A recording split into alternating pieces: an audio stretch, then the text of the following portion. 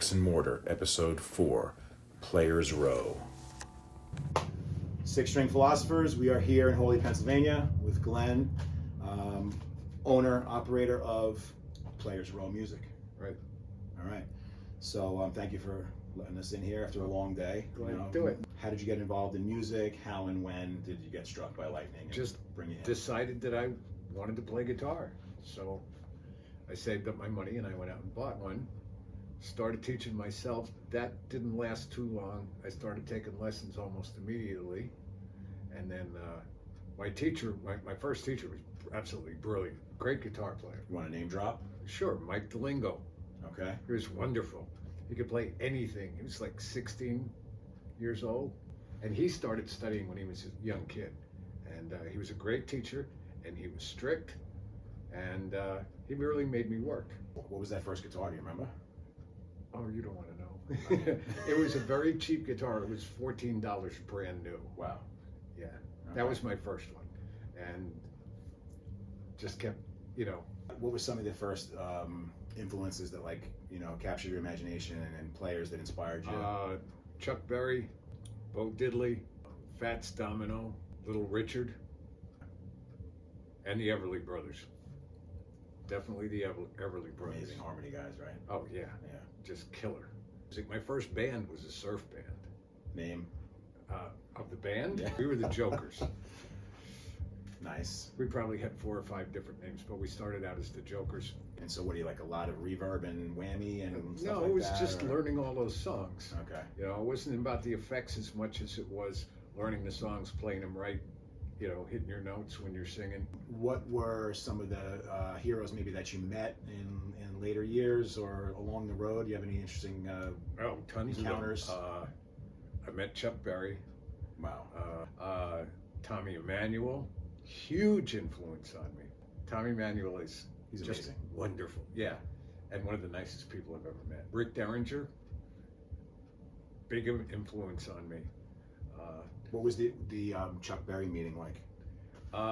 Strange. Okay. We were rehearsing in the during the afternoon, and I was showing a bass part to our new bass player, and Chuck came in with the owner of the building, and he stopped the rehearsal to introduce us to Chuck Berry, and Chuck Berry walked up on the stage, to talk to us.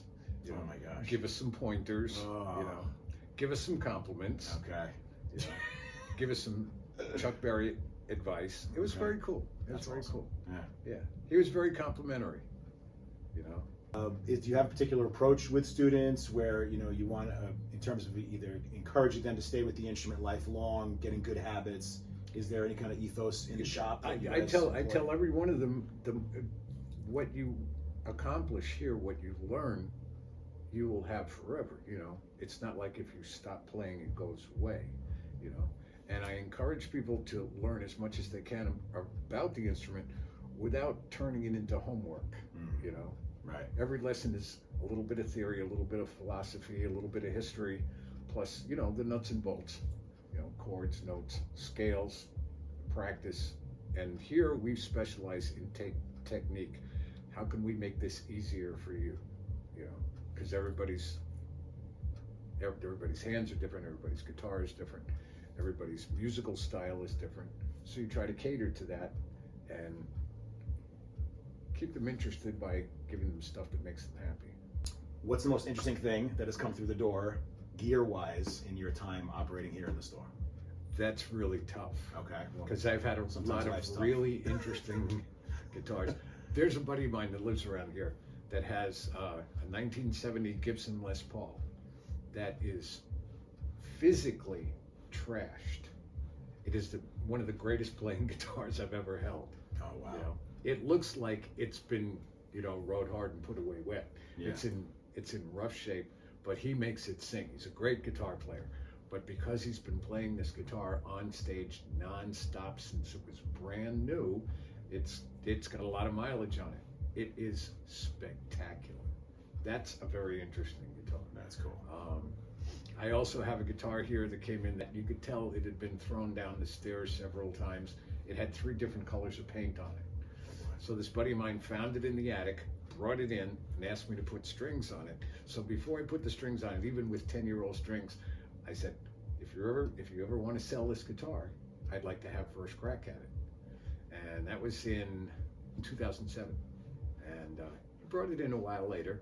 We made a trade, and now he wants me to sell it back to him. He says, either that or I should put it in my will.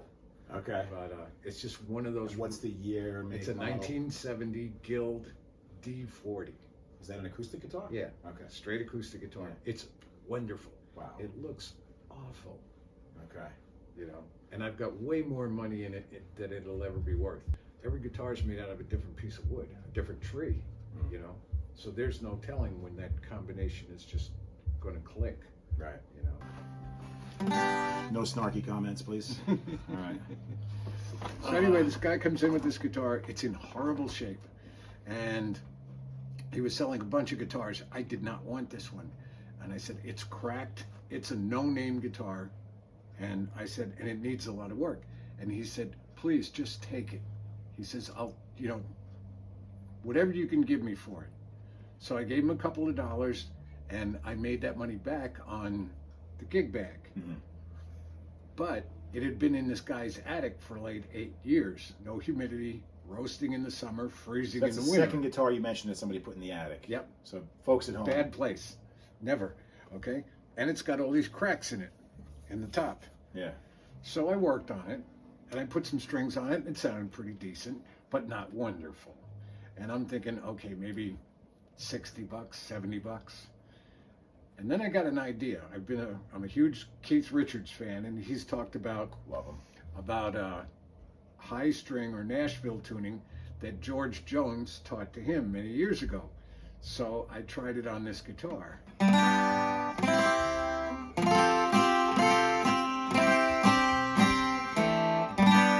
That sounds like the secret sauce to Wild Horses. Sure. Yeah. That's okay. what he used on so that. what do we got going on? And it stays in tune. Okay, for a no-name guitar that was roasted Yeah. for 8 years.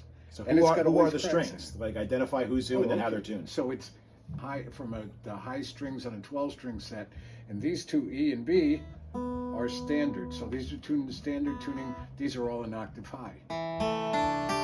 Okay. Interesting. So play it open. Is it significant? That's kind of interesting. Yeah, and it's a great guitar for high string, and I just really like the way it sounds. And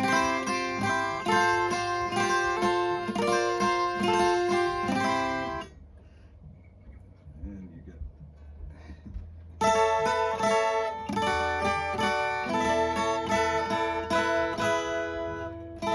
So it's interesting. It looks like you're using conventional. Like that's a D grip. Yes, No? but this is an A chord. But it's an A chord. Yeah. Okay. And you also had a G grip on there a second ago. Yeah, and that would be a D chord. Okay. Because The by the capo- nature of where we are with the capo. Right, the capo takes the place of the nut. So the chord form is the same, Yeah. but now this D form is an A chord. It's a D chord. It's an E chord. So anyway. It sounds really cool. Yeah. Yeah. So, and Awesome. and I use this a lot. And then some guy came in here with a bag full of wires, and this was sitting in the bag. I bought the bag of wires from him, not knowing that this was in there. This is just a stick-on. Okay. In the 70s, I believe it was, General Motors used the same aluminum mag wheels, excuse me, on all of their cars. Pontiac, Chevy, Buick, Oldsmobile, Cadillac. All they did was change the center sticker. So this was sitting in the bottom of the bag. Nice. And I asked him if he wanted it, and he says, no, I don't even know where it came from. So I put it on my guitar. There's no Nice. hidden meaning, no social You should have some significance. calligraphy. Just have some write Cadillac on there in that font. You know, that would be pretty cool. Really. Awesome. And I like those, like you mentioned, the brass. Yeah, brass Thanks. bridge pins Bridge to pins. to accent the brightness of it. Really cool. And yeah, thanks, Keith. Beauty. Just Yeah. another thing I learned from him. I like all guitars, you know. I've had some, you know, $100 guitars, $150 guitars in here that were really, really nice, you know. Yeah, just played well and stuff. Yeah. Yeah. Made from the right tree. I've got a Maton in here, which is the brand that Tommy Emmanuel plays. Ah. You know, Yeah. first one I've ever had. I've got a couple of Gibsons in here now. I got a couple of Fenders. Yeah. I got some nice old tube amps. I've got some nice new tube amps. All the things that you do, you're a writer, performer, recording artist, you fix guitars, Mm-hmm. you give lessons, Mm-hmm. you operate a store. Right. What is the common river that runs through all of that terrain that, just makes you happy and feeds your soul? Just music, it's music. And the fact that, I can make somebody's guitar play better, sound better, that I can help somebody learn how to play the instrument, how to have fun with it, how to accomplish something, how to be happy with it. That makes me feel good, just sitting down and picking up a guitar and playing by myself with the door locked makes me happy, and it's been like that since the beginning, since the first chord. Makes me happy. And I think that everybody should take a crack at it, Some people just, it's not their focus. It's not where they really want to be, playing an instrument, being a musician. But it's a fun thing to take a crack at. You want to invite just the people out there in TV land Sure. to your shop and just tell them how to get here? And all Yeah, that stuff? the street address is 221 Main Avenue. It's in Hawley, Pennsylvania. We're up in the northeast corner. Store's open pretty much 7 days a week, afternoons. We don't open in the morning because musicians don't get out of bed before noon. We can fix just about anything, even if your guitar is broken, has structural issues. I work with an excellent luthier who can fix just about anything. I have a lot of stock in the store as far as parts, strings, guitars, things like that. If I don't have something, I don't mind ordering it as long as it's available to me. If I can't find it, maybe I can give you a recommendation of somebody else, even if it's a competitor, for you to go see and find what you're looking for. It's all about the music. Yeah, I mean, I could say I've been in the shop a couple of times a year, probably since, I don't know. You've been here a long time. I've been here Me, over I feel 18 like years. We've been coming here for at least 15 years. Right, exactly. And just always super friendly, informative, and it's just got a great vibe. You just say the shop, it feels like a place that if I lived in this town, I'd be spending a lot of time here and hanging out, and so I appreciate your time. Thank you so much. Thank you very much. Appreciate Appreciate it. All right. All right. Come visit here in Hawley, and look in the comments for other information. I'll put links and stuff like that too. So Great. have fun. See you on the next one.